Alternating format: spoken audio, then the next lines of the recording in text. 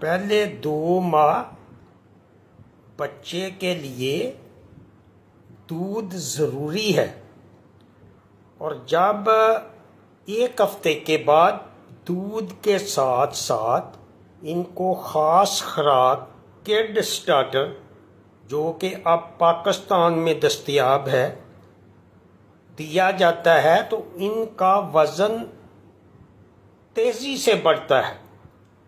اور Australia, New Zealand اور جتنے بھی ایڈوانس کنٹریز ہیں ان میں جو گبن بھیڑوں کو بچہ دینے سے پہلے 40 دن پہلے روزانہ 1 کلو فیڈ دی جاتی ہے، جس سے پیدا ہوتے ہی بچے کا وزن زیادہ ہوتا ہے اور وہ زیادہ دودھ پیتا ہے۔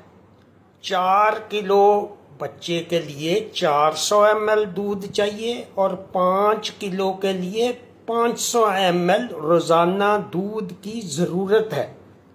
جب بچے کا وزن زیادہ ہوتا ہے تو اس کی گروتھ بھی بہتر ہوتی ہے، اور یہ 6 مہینے تک بچے 25 کلو سے زیادہ وزن کرتے ہیں، اور اس کے مطابق ان کو مارکیٹ میں فروخت کر دیا جاتا ہے۔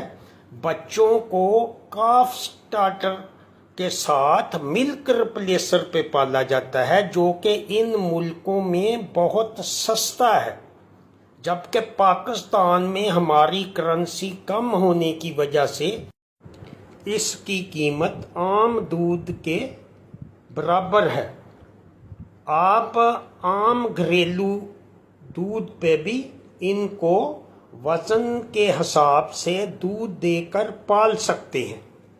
عام جو ہمارا دودھ ہے اس سے بھی ان بچوں کی آسانی سے پرورش ہو سکتی ہے۔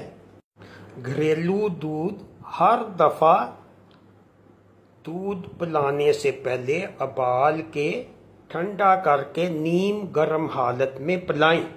2 مہینے کے بعد ان کو صرف کاف سٹارٹر فیڈ پہ پالیں، اور بچے کے لیے 40 کلو بیگ جس کی قیمت 3,940 روپے ہے وہ 6 مہینے تک کافی ہوگا۔